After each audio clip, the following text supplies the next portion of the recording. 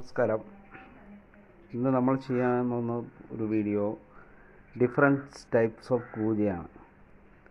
ചെറിയ കൂജയിൽ നിന്ന് വലിയ കൂജ വരെ പല ഷേപ്പിലും ഉള്ള കൂജകളെ കുറിച്ചാണ് കാണിക്കാൻ പോകുന്നത്. ഇത് നമ്മുടെ കളക്ഷനിലുള്ളതാണ്.